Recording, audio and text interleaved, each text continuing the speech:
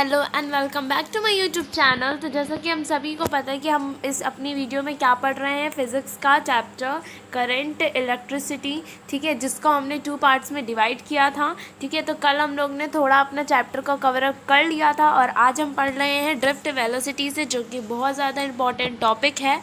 ठीक है, तो आई होप मैंने अभी तक जितना भी पढ़ाया था आपको, जितना भी मैंने ओम्स लॉ और जो भी था वो मैंने जितना भी पढ़ाया था आपको अच्छे से समझ में आया होगा। ठीक है, तो विदाउट एनी वेस्टिंग टाइम हम अपना सेकंड पार्ट शुरू करते हैं, जिसमें हम पढ़ने वाले हैं ड्रिफ्ट वेलोसिटी के बारे में।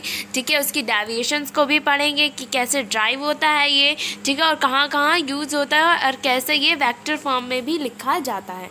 ठीक है, ये सारी चीज़ें हम अपनी इस वीडियो में कवर करने वाले हैं और मैं न्यूमेरिकल्स भी बताती जाऊँगी। उससे पहले अगर आप मेरे चैनल पर न्यू हो तो मेरा चैनल सब्सक्राइब कर देना और मेरी वीडियो को लाइक ज़रूर करना और मेरे साथ एंड तक बने रहना, ताकि आपका कोई भी इंपॉर्टेंट टॉपिक मिस ना हो जाए, जिसकी वजह से आपके मार्क्स कम आए बोर्ड्स में। ओके, तो हम लोग पढ़ते हैं ड्रिफ्ट वेलोसिटी होता है क्या है। ठीक है, तो पहले हम का स्टेटमेंट पढ़ लेते हैं ताकि हमें अच्छे से लिखने वाला भी समझ में आ जाए।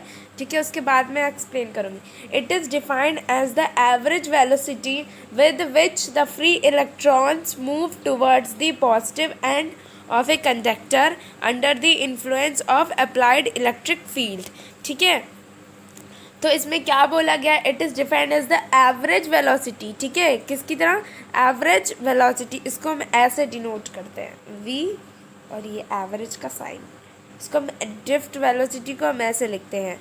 ठीक है, is defined as the average velocity with which the free electrons move towards the positive end, मतलब ये हमारा कंडक्टर है, इसमें एक पॉजिटिव एंड होता है, एक निगेटिव।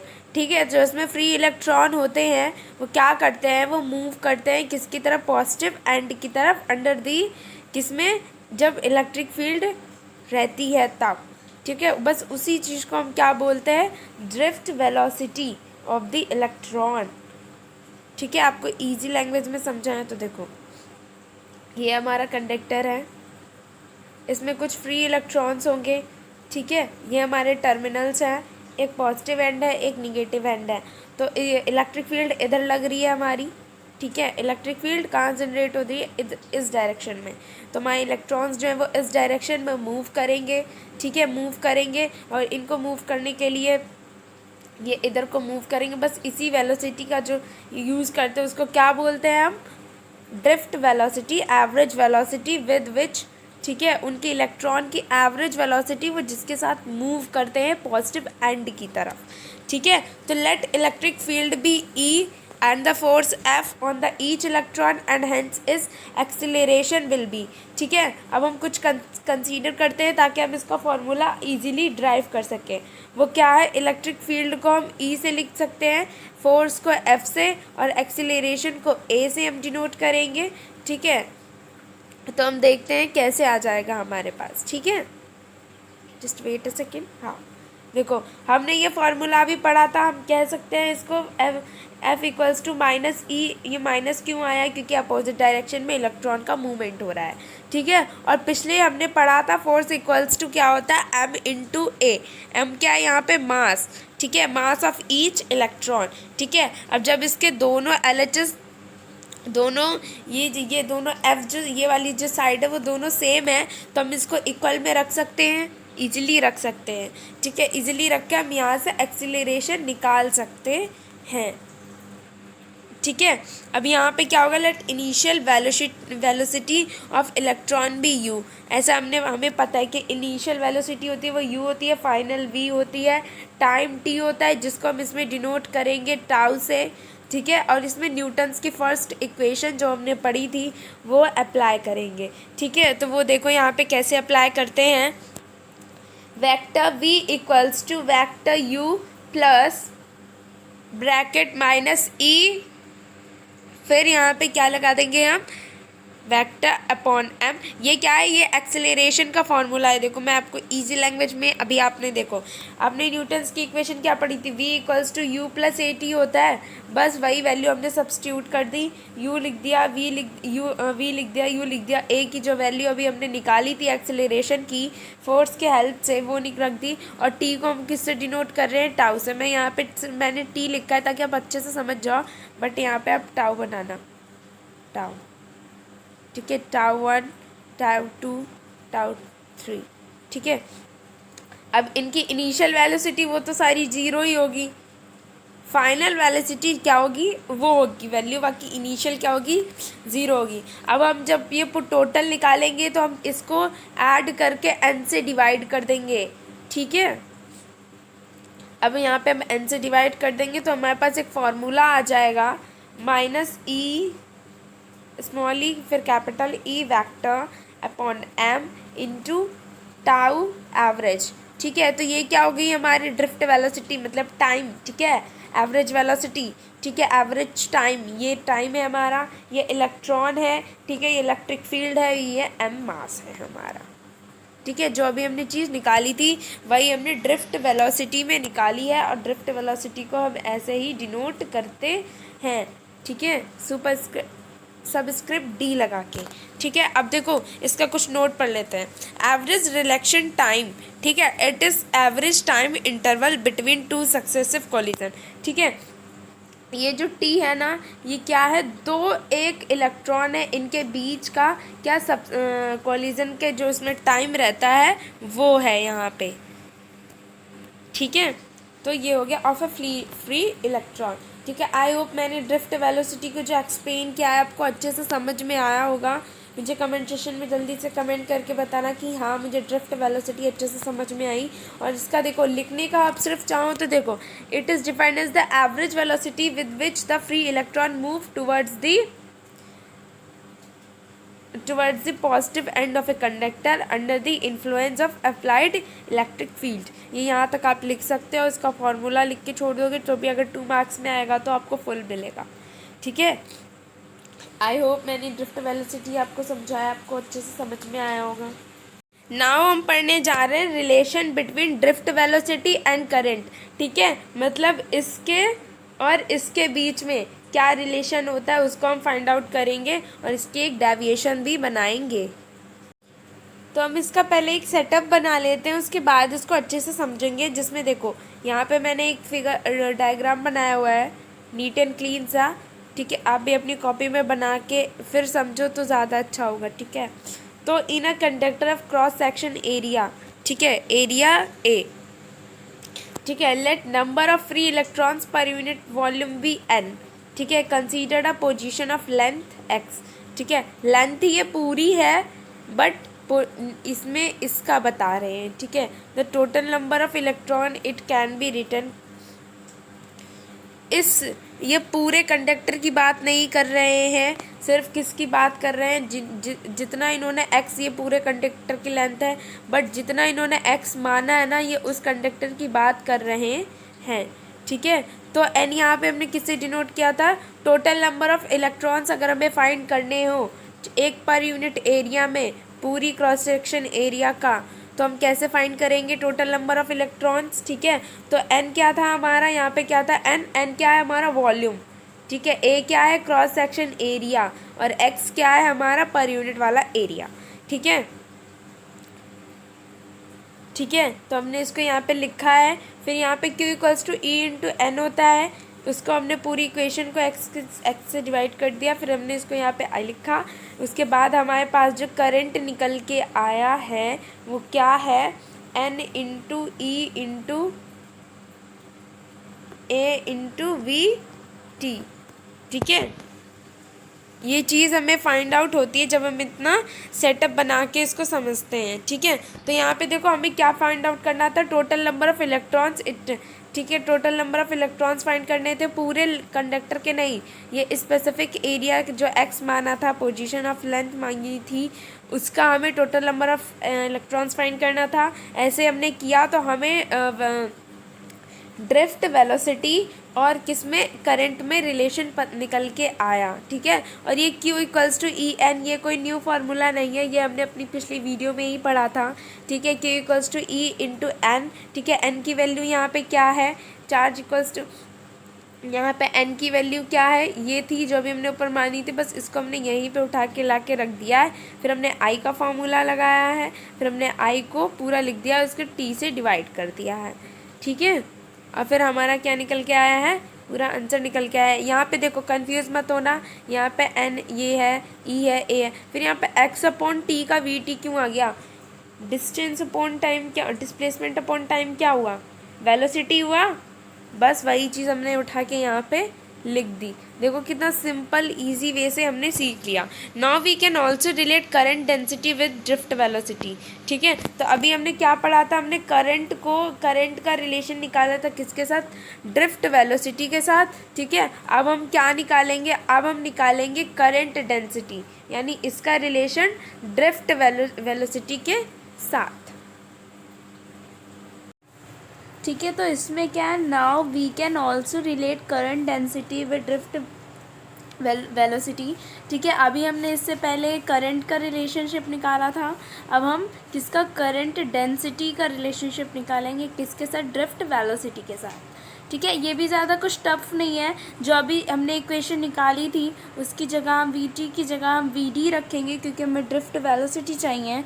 ठीक है, और जे का जो फॉर्मूला होता है वो रखेंगे, फिर उसके अकॉर्डिंग इसकी वैल्यूज़ लग देंगे, एल को हम ये कर देंगे जो अभी हमने ऊपर माना है। ठीक है, उसके बाद देखो ए से ए कट हो जाएगा तो हमारे पास ये चीज़ आ जाएगी, और ये इधर हम इसको ऐसे माइनस में लिख देंगे। ठीक है, अब बहुत बच्चे सोच रहे होंगे कि इसको माइनस में क्यों लिखा, माइनस में इसलिए लिखा, it is negative because direction of flow of electron is opposite that to that current, मतलब करंट इधर फ्लो हो रहा है तो इलेक्ट्रॉन्स हमारे इधर जा रहे हैं, इनकी डायरेक्शन अपोजिट है, इसी वजह से क्या है कि इसमें जो साइन आएगा वो माइनस का आएगा। ठीक है, तो कोई ज़्यादा टफ चीज़ नहीं थी, हमने जो करंट डेंसिटी का फॉर्मूला पढ़ा था उसके अकॉर्डिंग ही हमने लिख दिया है। ठीक है, एल को जो भी हमने ये किया था, फिर ए से ए कट जाएगा, वही चीज़ हमारी करंट डेंसिटी आ जाएगी। ठीक है, ये था हमारा relationship between drift velocity and current, and then current density with drift velocity. I hope I made myself clear to all of you. ठीक है, कोई अगर डाउट हो तो आप मुझसे कमेंट सेक्शन में पूछ सकते हो। नाउ हम पढ़ने जा रहे हैं vector form of Ohm's law. ठीक है, ये बहुत ज़्यादा इंपॉर्टेंट है, 2016 में भी पूछा गया है इसके बारे में। ठीक है, इसके ऊपर एक क्वेश्चन आया था। ठीक है, इसमें कुछ नहीं है, ये चीज़ें क्या है कि इसकी डेविएशन आपको पता होनी चाहिए, कैसे आया है इसका फॉर्मूला।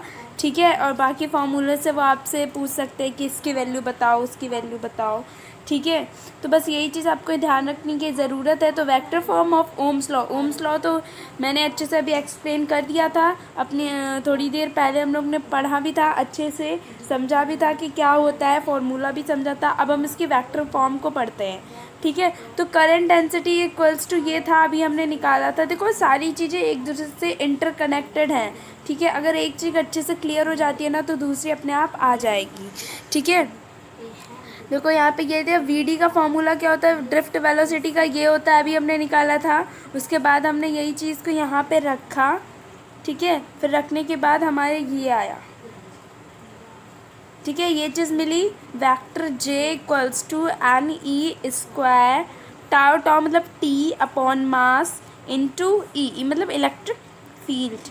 ठीक है, अब देखो यहाँ पे क्या बोलते हैं, where n e square tau average upon m is a constant is called conductivity. ठीक है, ये क्या कहलाती है, हमारी कंडक्टिविटी होती है। ठीक है, similarly we known that equals to rho resistivity equals to 1 upon conductivity. ठीक है, इसको हम कंडक्टिविटी बोलते हैं, इसको रजिस्टिविटी बोलते हैं। अगर ये ज़्यादा होगा तो कंडक्टिविटी कम है, कंडक्टिविटी ज़्यादा होगी तो रजिस्टिविटी कम है। ये तो कॉमन सी बात है, ये हमें समझ में भी आनी चाहिए। ठीक है, तो देखो यहाँ पे यही थी हमारी सिंपल सी डिफिनेशन, इसका ड्राइव था। जो हमने जे की वैल्यू लिखी, जे में जो वी डी थी ड्रिफ्ट वेलोसिटी, उसकी वैल्यू उतार दी। फिर उसके बाद हमारे पास वेक्टर जे की वैल्यू आ गई, जो हमने क्या था, vector form of Ohm's law. ठीक है, उसको हमने लिख दिया। अब एक चीज़ इसमें नोट करने की बात है, in electrodynamic conditions electric field inside conductor is not zero. ठीक है, इसमें इलेक्ट्रोडायनेमिक कंडीशन मतलब चार्ज एज मूविंग, चार्ज जो होते हैं वो क्या करते रहते हैं, मूव करते रहते हैं। उसमें इलेक्ट्रिक फील्ड उसमें क्या होती है, कंडक्टर इज़ नॉट ज़ीरो, वो ज़ीरो नहीं होती है, बाकी में क्या हो जाती है, ज़ीरो हो जाती है।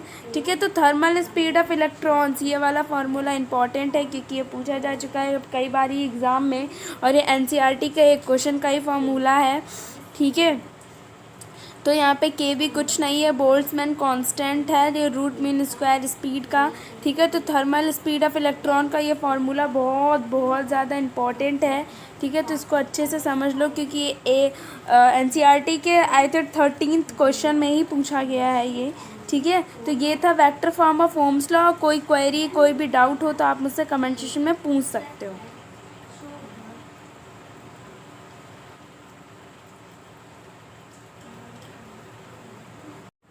नाउ हम पढ़ने जा रहे हैं मोबिलिटी। ठीक है, तो ये क्या होता है, is a mobility of free electrons and a conductor is defined as the drift velocity per unit electric field.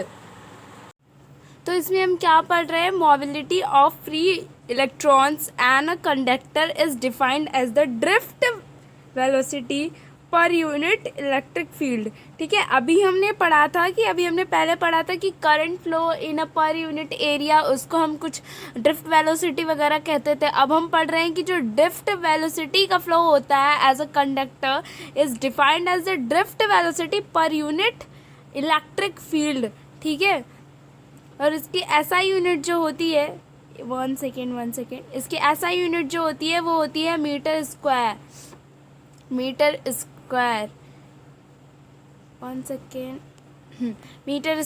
ठीक है, और हम इसको डिनोट किससे करते हैं, म्यू से। Mu equals to drift velocity, ठीक है, अपॉन इलेक्ट्रिक फील्ड। ठीक है, drift velocity upon electric field. फिर ड्रिफ्ट वेलोसिटी का जो हमने फॉर्मूला पढ़ा था वो चीज़ हम यहाँ पे रखेंगे तो हमारे पास दूसरा फॉर्मूला आ जाएगा, वो आएगा mu equals to e into tau upon M. ठीक है, तो क्या हो जाएगा, mu equals to e tau upon M. ठीक है, ये हमारा मोबिलिटी का फॉर्मूला है और कैसे ड्राइव हुआ ये हमें अच्छे से पता चला। देखो बेसिक सी चीज़ है, म्यू इक्वल्स टू क्या होता है, वी डी अपॉन ई। ठीक है, ड्रिफ्ट वेलोसिटी का भी हमने फॉर्मूला पढ़ा था, वो चीज़ हमने यहाँ पे पुट करी, ई से ई कैंसिल आउट हो गया, तो क्या बचा हमारे पास, E into tau upon M. ठीक है, ये चीज़ होती है हमारी, क्या होती है, मोबिलिटी। आई होप मैंने जितना भी अभी तक पढ़ाया आपको बिल्कुल क्लियर हो गया होगा एक एक चीज़। अगर कोई क्वेरी कोई चीज़ कुछ भी आपको समझ ना आई हो, ठीक है, और आप नोट्स का चाहे तो इसका स्क्रीनशॉट भी ले सकते हो अच्छे से बिल्कुल, क्योंकि ये नोट्स मेरे हैंड रिटन है, बहुत ही मेहनत से बनाए, तो मेरी मेहनत को वेस्ट मत जाने दो बिल्कुल भी। मुझे रिस्पॉन्स करके बताओ कि हाँ समझ में आ रहा है। ओके, ठीक है, तो नाउ हम पढ़ने जा रहे हैं लिमिटेशंस ऑफ ओम्स लॉ। ठीक है, अभी तक हमने पढ़ा था ओम्स लॉ, फिर vector form of Ohm's law. ठीक है, नाउ हम पढ़ने जा रहे हैं लिमिटेशंस ऑफ ओम्स लॉ। ठीक है, तो there are certain materials used in electric circuit where the proportionality between V and I does not hold. मतलब कि अभी हमने पढ़ा था कि ओम्स लॉ में क्या पढ़ा था कि पोटेंशियल डिफरेंस और करंट क्या होते हैं, एक दूसरे के प्रोपोर्शनल होते हैं। ठीक है, यही तो हमने ओम्स लॉ में पढ़ा था। ठीक है, बट क्या होता है कि कुछ मटेरियल ऐसे होते हैं जो ओम्स लॉ को फॉलो नहीं करते हैं, ओम्स लॉ को ओबे नहीं करते हैं, तो उनके बेसिस पे हमारे पास 3 इसके लिमिटेशंस हैं जो अभी हम पढ़ेंगे। ठीक है, तो पहला क्या है, V increase to be proportional to I. ठीक है, तो यहाँ पे देखो, सॉरी यहाँ पे माइन्यूट सी मिस्टेक है, यहाँ पे आपको लंबा कर दूँ। ठीक है, ये यहाँ पे सीधा है, फिर यहाँ से जाके फोल्ड हो गया, थोड़ा सा बैंट हो गया। तो इसमें क्या कह रहा है इस ग्राफ में कि देखो यहाँ पे V है, यहाँ पे I है हमारा। ठीक है, करंट हो रहा है, इधर पोटेंशियल डिफरेंस है।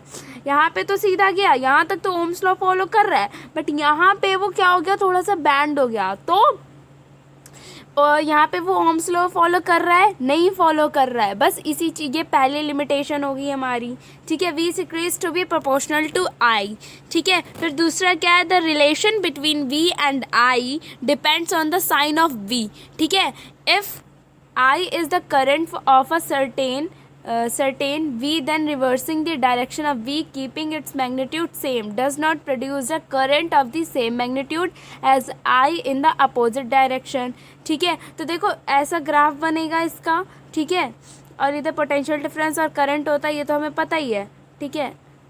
तो इसमें बोल रहे हैं कि अगर मान लो हमारा वी इस तरफ फ्लो हो रहा है तो उसकी जो टी की जो आई की डायरेक्शन है वो भी सेम होनी चाहिए, बट नहीं सेम हो रही है, यहाँ पे स्ट्रेट लाइन नहीं बन रही है। अगर बनती, जो फॉलो करता हो ओम्स लॉ को, तो बिल्कुल ऐसे लाइन बनती, ठीक है। बट यहाँ पे फॉलो नहीं कर रहा है, इसलिए स्ट्रेट लाइन नहीं बन रही है और हमारी कर्व जा रही है। तो इस सिचुएशन में भी वो क्या हो रहा है, ओम्स लॉ फॉलो नहीं हो रहा है। फॉर एग्जाम्पल डॉट, ये आप पढ़ोगे इसके बारे में, सेमी कंडक्टर जब आप चैप्टर पढ़ोगे तब उसके अंदर ये पढ़ोगे, ये बैटरी होते हैं, इसके 2 टर्मिनल्स होते हैं, उसके बेसिस पे ही हमें इन्फॉर्मेशन जो गिवन होती है उस पे बेसिस हम देखते हैं ओम्स लॉ के बारे में, ठीक है। ये 2 केसेस थे, हमें अच्छे से समझ में आ गया। तीसरा क्या है, the relation between V and I is not unique is that there is more than one value of V for same current, ठीक है। इज़ दैट गैलियम आर्सेनेट, ठीक है। एक यहाँ पे एक्सेप्शन है गैलियम आर्सेनेट का, बाकी क्या बोल रहा है, relation between V and I is not unique,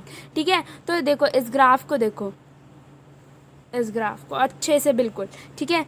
तो ये ग्राफ बहुत ज़्यादा इंपॉर्टेंट होते हैं क्योंकि ये पूछ लिए जाते हैं फिजिक्स में। ऐसे ग्राफ दिखा देंगे आपको, बताओ कि आप इससे क्या समझ रहे हो, क्या फिर स्टेटमेंट दे दिया आप उसको टिक करो कि मतलब ये किस चीज़ को शो कर रहा है, ठीक है। तो इसमें क्या हो रहा है, ये वोल्टेज इधर है हमारा, करंट इधर है हमारा। तो देखो अगर हम इसमें देखें तो अगर करंट की करेक्ट वैल्यू निकालें तो हम देखो यहाँ पे हमारे 2 जगह पोटेंशियल डिफरेंस मिल रहा है, फिर एक इस तरह एक इस तरह, ठीक है। एक इस जगह पे एक इस जगह पे, हमें 2 बार पोटेंशियल डिफरेंस मिल रहा है, ठीक है। तो वही क्या बोला है यहाँ पे, V and E is not unique, ठीक है। और ये इसका क्या है, एक्सेप्शन है गैलियम आर्सेनाइड को छोड़ के, ठीक है। ये थे हमारे limitations of Ohm's law. I hope जो तीनों लिमिटेशन आपको अच्छे से समझ में आएंगे, और ग्राफ तो बहुत ज़्यादा इंपॉर्टेंट है, वो आपको समझ में आया होगा अच्छे से, ठीक है। तो I hope I made myself clear to you, ठीक है। और कोई चीज़ अगर क्वेरी और कोई ग्राफ या कुछ भी पूछना तो आप मुझे कमेंट सेक्शन में पूछ सकते हो। नाउ हम पढ़ेंगे टेम्परेचर डिपेंडेंट ऑफ रेजिस्टिविटी, मतलब कि अगर टेम्परेचर को हम बढ़ाएंगे तो उसी के हिसाब से हमारी जो रेजिस्टिविटी है वो भी बढ़ेगी, ठीक है। तो यही होगा temperature dependence of resistivity. For metals में देख लेते हैं, अभी हम देखना मेटल्स के ऊपर पढ़ेंगे, फिर सेमीकंडक्टर्स के ऊपर पढ़ेंगे, ठीक है। तो for metals the resistivity increases with increase in temperature, ठीक है। वही चीज़ मैंने अभी आपको बताई कि अगर रेजिस्टिविटी को हम तेज़ करेंगे तो हमारा टेम्परेचर भी तेज़ होना चाहिए, या फिर हम ये कहें कि टेम्परेचर को हम बढ़ाएंगे तो रेजिस्टिविटी भी बढ़ जाती है, किसमें, मेटल्स में। यहाँ पे देखो 1 मार्क्स का क्वेश्चन ईजिली बन सकता है कि देखो इन विच, ठीक है, in which material if we increase the temperature the resistivity will also get increases, ठीक है। तो किस में होगा, सिर्फ मेटल्स में, ठीक है, जो मेटल से बनी सब्सटेंसेस होंगी उसमें। This is because the resistivity and the increase in temperature the average relaxation time decreases as collision become more frequent, ठीक है। तो देखो यहाँ से ये टेम्परेचर है और ये रेजिस्टिविटी है, तो यहाँ पे देखो हमने यहाँ पे इतना टेम्परेचर बढ़ाया तो हमारी रेजिस्टिविटी क्या हुई, यहाँ पे इतनी टेम्परेचर के साथ बढ़ती गई, ठीक है। ओवर एंड नैरो, देखो ये किस लिए होता है, देखो हमने ये फॉर्मूला पढ़ा था, resistivity is directly proportional to current but inversely proportional to time, ठीक है। ये चीज़ पढ़ी थी हमने। तो क्या करते हैं हम, टाइम तो हम करंट को अगर क्या करेंगे, बढ़ाएंगे तो हमारी रेजिस्टिविटी भी क्या होगी, बढ़ेगी, ठीक है, कम नहीं होगी। बट ठीक है, ऐसे ही टेम्परेचर को जब हम बढ़ाएंगे तो हमारी रेजिस्टिविटी भी बढ़ेगी, बट अगर हम टाइम ज़्यादा लेंगे तो हमारी रेजिस्टिविटी उतनी ही ज़्यादा कम ज़्यादा होगी, ठीक है। जैसे कि हमने इस ग्राफ के थ्रू अच्छे से समझ लिया। Over a narrow range of temperature the resistivity of metallic conductor is approximately given bye, ठीक है, ये हमारा फॉर्मूला यहाँ पे आ गया। देखो, ओवर अ नैरो रेंज, ठीक है, metallic conductors is approximately given by resistivity equals to resistivity not 1 plus alpha, ठीक है। ये फार्मूला इंपॉर्टेंट है क्योंकि ये पूछा जा चुका है, ठीक है। इसमें क्या कुछ ज़्यादा नहीं करेंगे, क्या करेंगे, अगर इसकी वैल्यू देंगे, इसके अल्फ़ा की टाइम वगैरह इन सब की वैल्यू देके आपको इसकी वैल्यू पूछ लेंगे या फिर इसकी वैल्यू पूछ लेंगे, मतलब सारी चीज़ें दे देंगे, बस एक की वैल्यू छोड़ देंगे, वही हमसे कहेंगे कि वही चीज़ हमें बताओ कि इसका आंसर क्या होगा, ठीक है। तो ये फार्मूला इम्पॉर्टेंट है, इसको याद करना ज़रूरी है, ठीक है। Where T not is the resistivity at temperature, T alpha is called as a temperature coefficient, ठीक है। इसको क्या बोलेंगे, टेम्परेचर कॉफिशिएंट, ठीक है, of resistivity. For some metal alpha is positive, ठीक है। कुछ चीज़ों के लिए क्या होता है, अल्फ़ा क्या होता है, पॉजिटिव होता है, कुछ चीज़ों के लिए, कुछ के लिए क्या होता है, निगेटिव होता है, ठीक है। ये बात थी हमारी किसकी, मेटल्स के ऊपर, ठीक है। हमने मेटल्स के ऊपर ये जाना है कि कैसे क्या होता है temperature dependence of resistivity for metals, ठीक है। हमने अच्छे से समझ लिया, उसका ये फॉर्मूला है, बहुत ज़्यादा इंपॉर्टेंट है, इसको हमें याद रखना है। That is T resistivity of temperature at temperature equals to resistivity nought, फिर क्या होता है 1 plus alpha T minus T nought, ठीक है, ठीक है। नाउ हम सेमी कंडक्टर्स के ऊपर पढ़ेंगे, ठीक है। अभी देखो, आप इस चैप्टर में सेमी कंडक्टर पढ़ोगे ना तो आपको बिल्कुल अच्छे से समझ में नहीं आएगा, कोई फ़ायदा नहीं है मेरे समझाने का, ठीक है। तो सेमी कंडक्टर में क्या होता है, इसका उल्टा होता है, ठीक है। देखो, resistivity decreases with increase in temperature, ठीक है। अगर हम टेम्परेचर को अप करेंगे तो हमारी रेजिस्टिविटी क्या हो जाती है, कम हो जाती है, किसमें, सेमी कंडक्टर में, ठीक है। तो ये एक बहुत बढ़िया क्वेश्चन यहीं पे बन गया कि किस में रेजिस्टिविटी कम हो जाती है when we increase the temperature, और किस में मतलब कि ज़्यादा हो जाती है, इन मेटल्स और सेमी कंडक्टर्स, ठीक है। तो इतना आप जानो, ये बहुत ज़्यादा इंपॉर्टेंट है। देखो, अभी आप सेमी कंडक्टर के ऊपर पढ़ोगे तो आपको कुछ भी समझ नहीं आएगा क्योंकि आप बिल्कुल अननोन हो इस टॉपिक से, सेमी कंडक्टर्स क्या होते हैं। बट जब आप बोर्ड्स देने जाओगे तब बिल्कुल नोन होगे, बिल्कुल समझ में आ रहा होगा कि सेमी कंडक्टर क्या होता है, क्योंकि उससे पहले हम इसके ऊपर एक चैप्टर पढ़ चुके होंगे कि सेमी कंडक्टर क्या होता है, इसलिए अभी समझाने का मेरा कोई फ़ायदा नहीं है, ठीक है। जो बेसिक चीज़ थी, जो इस चैप्टर में ज़्यादा आपको पता होनी चाहिए, वो चीज़ मैंने आपको बता दी है, ठीक है। इसका ही ग्राफ देख लेते हैं हम, ठीक है। ग्राफ आप अच्छे से पहचान लो सभी के, ठीक है। आई होप मैंने जितना भी इस वीडियो में आपको पढ़ाया है वो आपको अच्छे से समझ में आया होगा। कोई भी डाउट रह गया है तो आप मुझे कमेंट सेक्शन में बता सकते हो, और बाकी का चैप्टर हम अपनी नेक्स्ट वीडियो में पढ़ेंगे। Okay, bye bye, take care.